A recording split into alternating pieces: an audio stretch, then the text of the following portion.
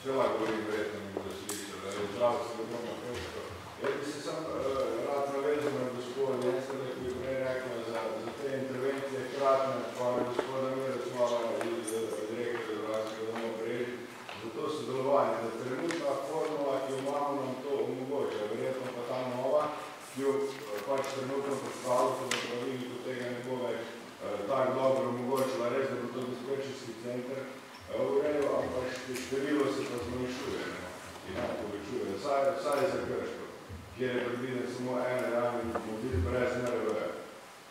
Tako da mi dejansko v tej ureditvi novi smo na slabšem, to sem hotel reči, pa druga zadeva, je pa te prvi posredovalci, mi smo začeli sestanek, tak regijski, glede tega, ampak je problem financiranja. Nikjer ni omejeno v pravilniku financiranja teh prvih posredovalcev strani Ministrstva za zdravje.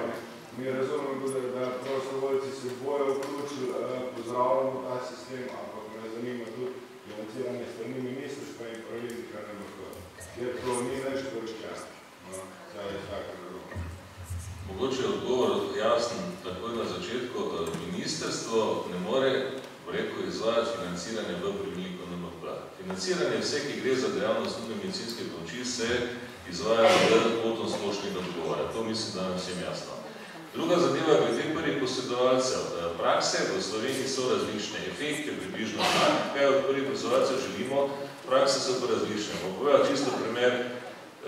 Zdravstveni dom Maribor ima 12 ustanoviteljev, 11 okoliških občin so se župani odločili, da prostovoljnih gasilskih društv kupijo defibrilatorje. To je tista, osnovno orodje, s katerim dejansko sploh lahko grejo na intervencijo. Mi izvajalci smo pa dali zastojn, gospodarnim zastojn svoje znanje. Se pravi, da smo to znanje na njih prenesli, da smo tudi uredili s prostovoljnim delom vse pogodbe, vse obligacije, delovanje in podobne zgodbe. Mi danes gradimo nek sistem. Vsak ima v svojem okolju neko svojo prakso. Koroška ima svojo prakso, vaša regija ima svojo prakso, naša ima svojo prakso. In mislim, da je treba to spraviti na nek približno isti imenovalec. Zdaj treba se vprašati, od katere jurisdikcije so prvi posredovalci. To je služba za zaščito in reševanje.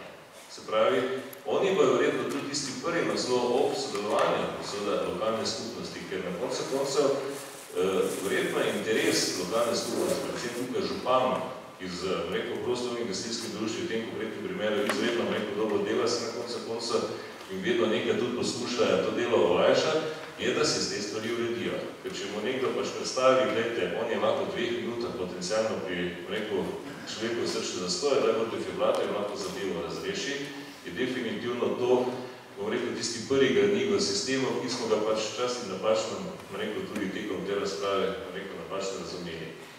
Kaj se bo pa lahko iz teh, zadev financiralo, verjetno pa druga zgodba, ni pa zgodba tega pravilnika. Se pravi, bo pa treba se stoji službo za zaščito reševanje, z poveljnikom gasilske zveze Slovenije in podobne zadeve, mislim pa, da ti pogovori že kar aktivno tudi teče in se bo te stvari tudi uredile. Sam pravilnik pa financiranje pa takega niti ne more zagotavljati. Kaj se pa tiče pobude, ki ste omenili na začetku, da imate dober model za reševanje tega problema, fino, vi ga boste predlagali, mi bomo pa pogledali, če ga lahko v dispečersko službo implementiramo in smo praktično vsi zadovoljni.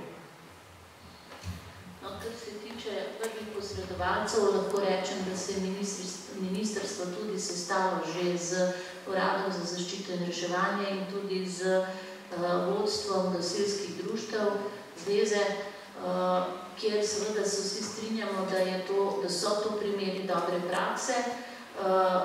Zakaj so prostovoljni gasilci tisti, ki so na nek način najbolj zaželeni v tem sistemu, je to, da seveda imajo, kot sem že prej omenila, to tiho aktivacijo, da imajo že urejen sistem tudi glede zavarovanja in zavarovanja glede odgovornosti in pač možnost, če se karkoli zgodi. Predvsem pa, kot sem že prej v uvodu rekla, sistem jih prepoznava. Naš pravilnik jih prepoznava. Financiranje, način, mi pričakujemo, da bo izobraževanje potekalo tudi skozi ekipe urgentnega centra oziroma satelita urgentnega centra, kjer bo v času, seveda v službenem času, zdaj to delajo prostovoljno, se aktivirali v tem, da se to izobraževanje oziroma preizkus znanja naredi. Ker kaj je pomembno v tem pravilniku?